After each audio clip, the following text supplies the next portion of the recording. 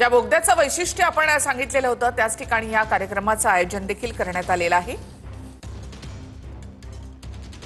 हा शेवटचा टप्पा असणार आहे समृद्धी महामार्गाचा। इगतपुरी ते ठाण्यातील आमने हा शेवटचा टप्पा। शेवटच्या टप्प्यामध्ये 76 किलोमीटर लांबीचा हा मार्ग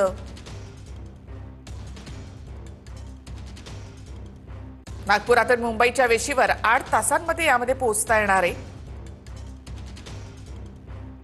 मुंबई ते नागपूर असा हा समृद्धी महामार्ग साधारणतः 701 किलोमीटरची लांबी असलेला हा महामार्ग आहे। आणि आता कार्यक्रमाच्या ठिकाणी मुख्यमंत्री उपमुख्यमंत्री पोहोचलेले आहेत। तर महायुतीसाठी त्याचबरोबर मुख्यमंत्री देवेंद्र फडणवीस उपमुख्यमंत्री एकनाथ शिंदे यांच्यासाठी देखील हा एक ड्रीम प्रोजेक्ट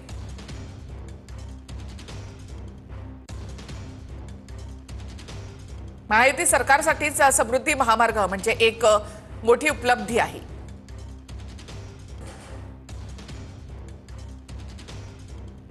सुरुवातीच्या म्हणजे 2014 मध्ये शिवसेना भाजप युतीच्या काळामध्ये समृद्धी महामार्गाचं काम सुरू झालेलं होतं।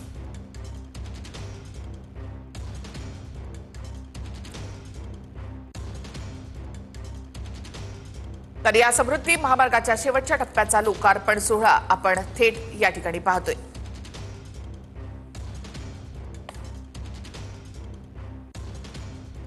तर सर्वात उंच पूल हे देखील या मार्गाचा आणखी एक वैशिष्ट्य असणार आहे। समृद्धी महामार्गाच्या अंतर्गत काही ठिकाणी डोंगराळ भाग आहे, तर 2 डोंगर एकत्र जोडण्यासाठी म्हणून 2 उंच पूल या ठिकाणी असणार आहेत। एकाची उंची 910 मीटर आहे, तर दुसरा पूल हा 1295 मीटर उंच असणार आहे। 2 डोंगर या पुलाच्या माध्यमातून जोडण्यात आले।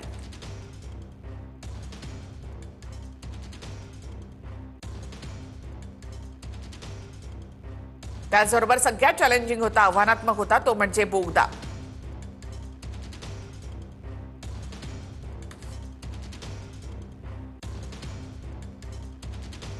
तर बोगद्याच्या बांधकामाच्या दरम्यान देशात प्रथमच उच्च दाबाच्या पाण्याच्या धोक्याची व्यवस्था या ठिकाणी वापरण्यात आली। त्याचबरोबर नदीचं पाणी यामध्ये शिरू नये यासाठी नदीवर धरण देखील बांधण्यात आलेलं होतं। हाच तो बोगदा आहे आपण या ठिकाणी पाहतोय। अत्याधुनिक तंत्रज्ञान यासाठी वापरण्यात आलेलं आहे। या तंत्रज्ञानांतर्गत बोगद्यामध्ये आगीची कोणतीही दुर्घटना घडली तर 60 अंश सेल्सिअस पर्यंत जर तापमान पोहोचलं की आपोआपच अग्निशमन यंत्रणा या ठिकाणी कार्यान्वित होईल आणि बोगद्यामध्ये बसवलेल्या पाईपमधून पाणी फवारण्यास सुरुवात होईल। प्रवासाच्या दरम्यान प्रवाशांना इथे या संपूर्ण बोगद्याच्या दरम्यान देखील इंटरनेट सेवा उपलब्ध असणार आहे।